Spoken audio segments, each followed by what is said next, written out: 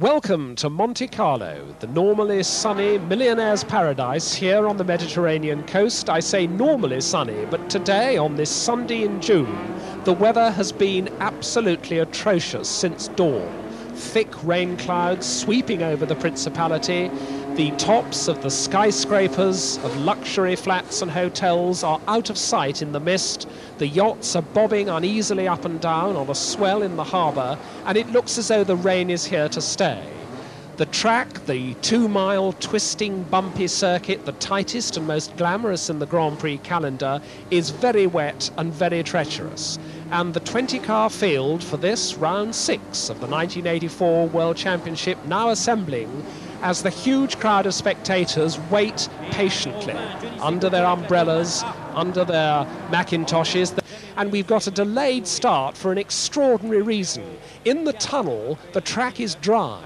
It's so wet everywhere else that the drivers say that the change of surface from wet to dry and then from dry back to wet on the fastest part of the track, they're doing 165 miles an hour when they come out of that tunnel, is too serious. So they've got a fire tender in the tunnel. It's soaking the road, and while that goes on, the start has been delayed. There is Alain Prost on pole position. It was dry in practice, and he put in an absolutely perfect lap to get pole position on a circuit where it really matters.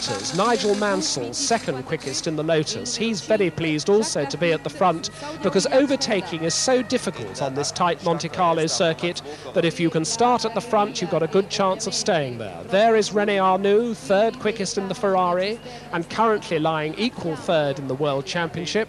Alongside him, his own teammate, Michele Alboreto, who's won the only Grand Prix he's finished in the points this year. That was in Belgium. He's had a lot of bad luck the rest of the time. He was quickest on the first day. Derek Warwick, equal third in the World Championship with the Renault, fifth quickest in practice, looking up through the umbrellas at this lowering sky, and he's got his own teammate alongside, Patrick Tambay, in the other Renault. So 2 Ferraris on the second row, 2 Renaults on the third row. Tambay worried about visibility. He's asking for something to clean his visor with.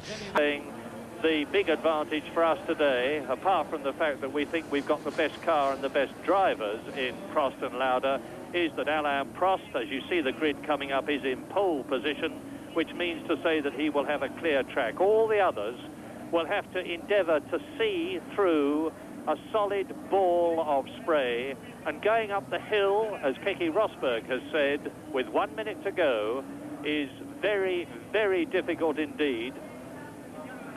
The smoke coming up, I suspect, is not engine exhaust, but may well be dry ice on the radiators of Mansell's car. No, it's steam, of course, steam coming up from the engine cover. Nigel Mansell's already done 2 laps. He's done the old Carlos Reutemann trick of going a lap on the warm-up, diving into the pits and then coming out the other end, so that he could practice the start under these appalling conditions twice, and this may give him an advantage. You can see that Nigel is not at all happy with the steam. He's waving it away from his advisor. This is the warm-up lap. Yes, you're absolutely right, Murray. A practice start would be very valuable today, because considerable throttle control is required. You can't just sit in one of these things with 600 plus horsepower and put your foot down, because if you do, the wheels spin and you stand absolutely still. And so Nigel has very sensibly and very professionally practiced his start just to see just how much grip and how much throttle he can give the car, because also, as Murray said, when he was talking about Alain Prost being the man who could see, what he actually meant was the guy who leads. Whoever gets into the first corner first is the guy who has a clear track, and that's a huge advantage, because the leader, until he starts lapping the back markers, and then of course it becomes the same for everybody, but for the first 10 laps or so, or a bit more, is the only man who can see where he's going, and he in fact enjoys a huge advantage. Well, they're finding out for themselves. They will all have personal experience now of the fact that the tunnel road has been watered. We've got a camera in the tunnel, so you'll be able to see for yourselves how wet it is in comparison with the rest of the course. There's the answer as Nigel Mansell comes towards us, followed by René Arnoux, the white helmeted Ferrari driver, out of the tunnel And the cloud, which was just nudging the hilltops around Monaco this morning, is now even below the top of some of the highest buildings in the Principality. I don't think I have ever seen the conditions as bad as this, including 1972, when Jean-Pierre Beltoise won in the BRM. They're approaching the Tabac corner now, which is where Martin Brundle went off yesterday so heavily. And I say again that apart from being shaken and bruised, Martin Brundle is perfectly okay. This is about halfway round the warm-up lap, no, 2/3 of the way around the warm-up lap as they go into the swimming pool section. The crowd here, not surprisingly, is noticeably much smaller than it usually is. They've decided to stay at home and watch it on television, I suspect. Prost, Mansell, Arnoux, Alboreto, Warwick, Tombay, De Cesaris, Niki Lauda, who went so quickly in the warm-up.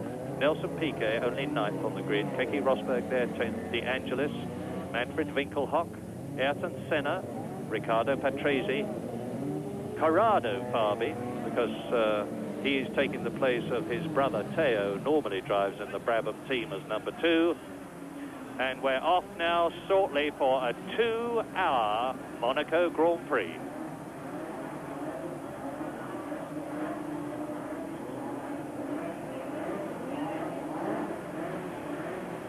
Watch for the lights.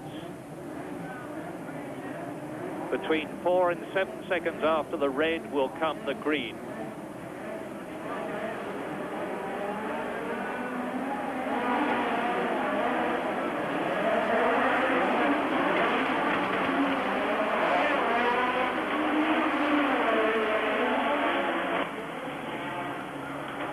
And as they blast away up the hill for the first time, there is the problem that I anticipated, a carambolage, and it's Derek Warwick who is involved with it.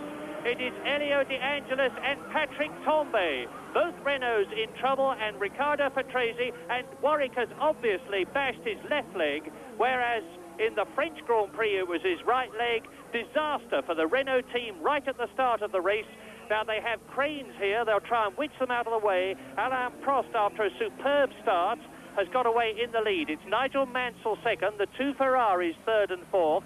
And as they go into the tunnel for the first time, it will be to meet the watered road surface, which has had heavy water laid on it. And Tombay is in trouble with a leg injury as well. Obviously, both Warwick and Tombay have got hurt legs, and disaster for the Renault team on lap 1.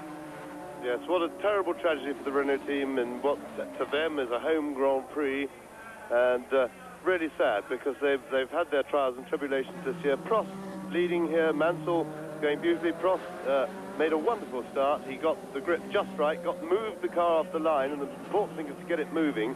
He did his job, and we didn't see exactly what happened. We may be able to see on an action replay in a moment, which I'm sure they will show us because they can record from other cameras that we didn't see, and it's surprising that in the wet that both the Renault drivers should have been hurt. Hopefully not seriously, because they're going so slowly that that's Derek Warwick standing there, looking pretty unhappy after his accident. It looks like he feels that it wasn't his fault. Somebody may have hit him. Marsha just asking him if his leg's all right, but really a tragic start for Renault. Prost leads and Nigel Mansell in second place, and a sizable gap after Nigel Mansell. They go round the box. The cars have been craned away, the 2 Renaults of Torbay and Warwick, and that is a